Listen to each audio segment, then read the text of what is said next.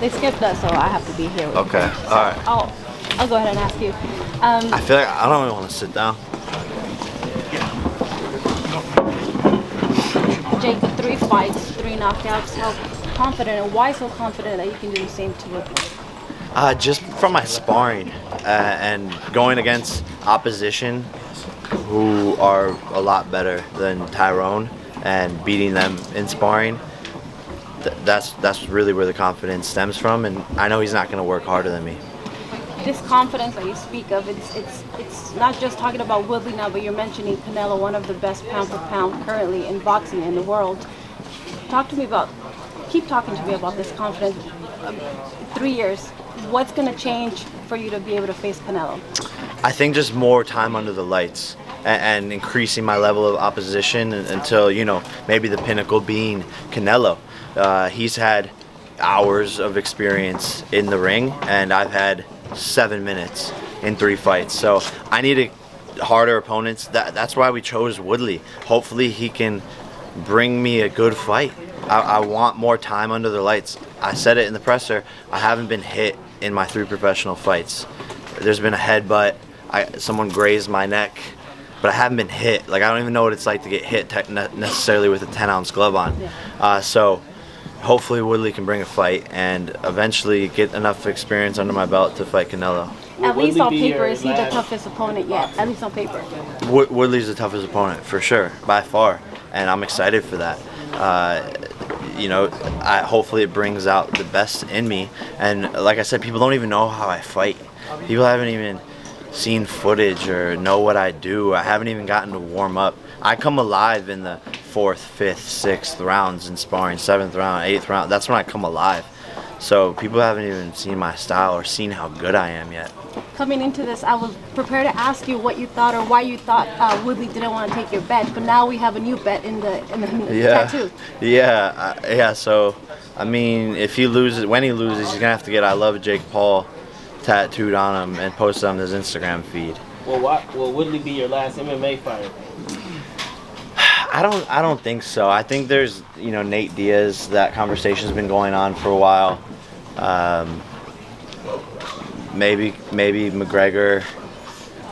At this point, I don't even know what's gonna happen. Whatever opportunity presents itself. I'm not as scared of fighting anybody. Mayweather made all the sense in the world after the hat. Mayweather wants me to cut to 147. I think he knows that he couldn't take me at my natural weight, and I think we saw that with my brother when he thought we were fake fighters, and then comes in and can't even finish him off. How much conversations do you have with professional matchmakers? Because obviously it would be smart, maybe if you are transitioning toward a Canelo fight, to have these guys kind of script your career. As far as what, Just as you're moving up through the boxing game against pro boxers. I mean, I want to make historic fights. I don't want to do fights that no one's gonna watch against no-name people. I need to fight household names, and I'm not trying to be in this sport for the next 30 years. I want to do the biggest fights, win, and get out. Woodley said that. Where would you get the tattoo at? The next question. Hey, Woodley said that he would fight you more than once after also fighting OGs. What would you say after fighting once? What would the next bet be, and what would you say to another fight? I wouldn't fight Woodley. I'm not going to fight Woodley after I beat him. There's no point, I'm gonna finish him violently. Hey, Jake. So there won't be a fight too. Jake, you've gone back and forth with Austin McGrew on Instagram and Twitter. Would you consider fighting him next, or is that something you're not considering? No. I say don't fight that guy. He doesn't pay people. Coming from a Disney background, man, you got a lot of little kids that really want to see you fight, man. People like a kid out of California named Jacob or something like that has to ask their parents about getting money to do this fight. What would be some things you would incentivize them to tell their parents to, get this fight? I mean, it's entertainment, Do you want to go? Do you want to go to the movies, or do you want to watch a Jake Paul fight?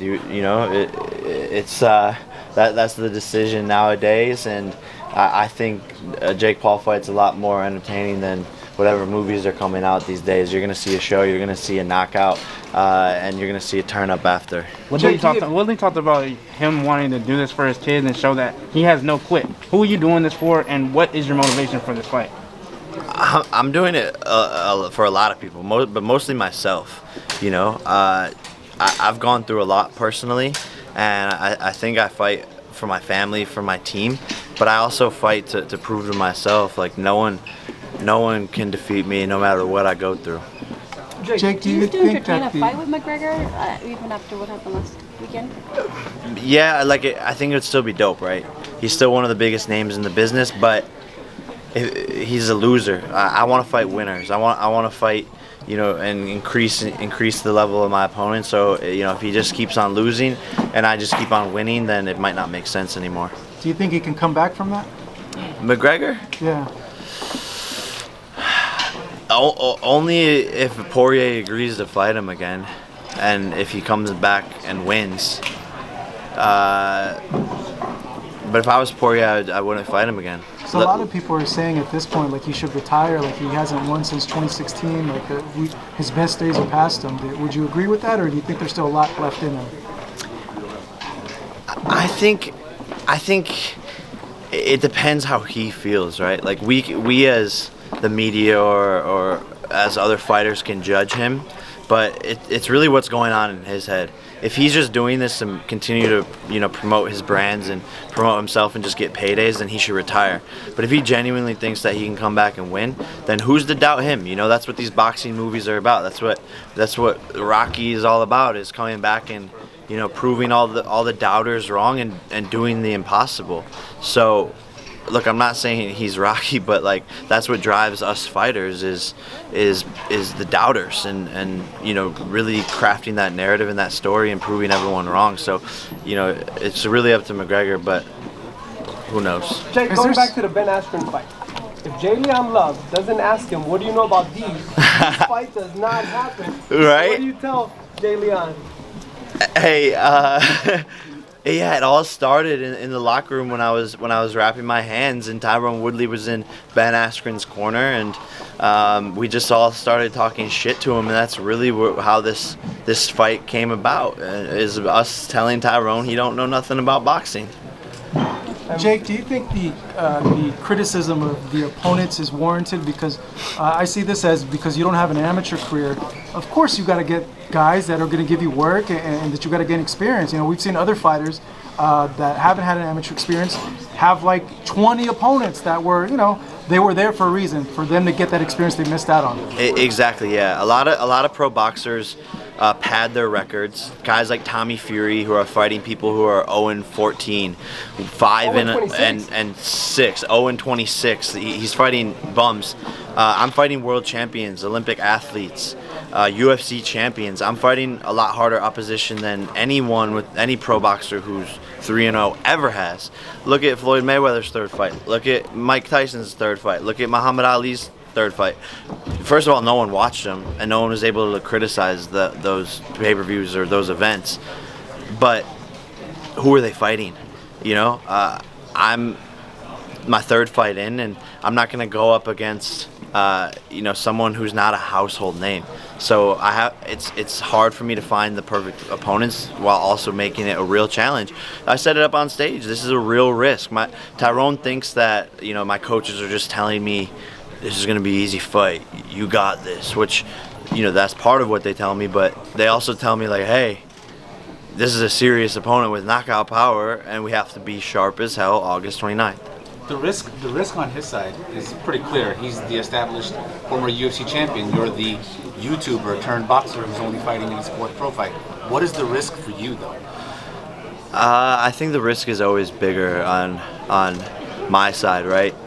If this narrative plays out and Jake Paul keeps on winning, this will be the greatest combat sports story in the history of ever. So that's the risk for me, is losing that.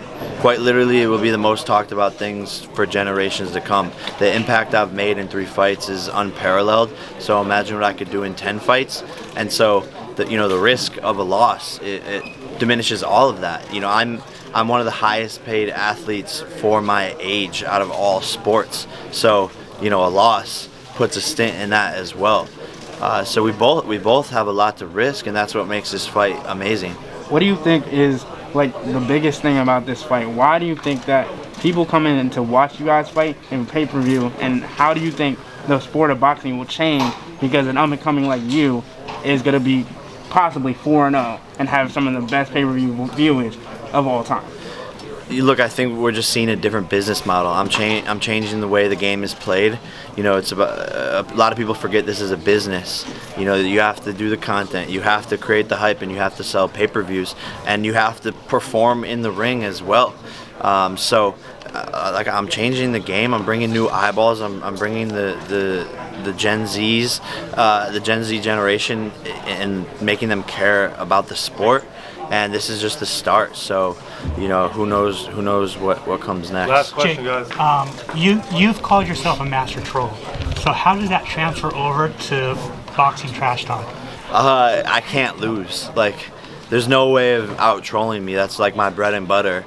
And if people engage with me, they're automatically losing. They can't beat me in my own game. But what I'm doing now is beating them in their own game, which is fighting. And so I'm mastering both, and that's why I'm one of the biggest pay-per-view draws after only 3 fights. What special is it that legendary fighters like Manny Pacquiao are saying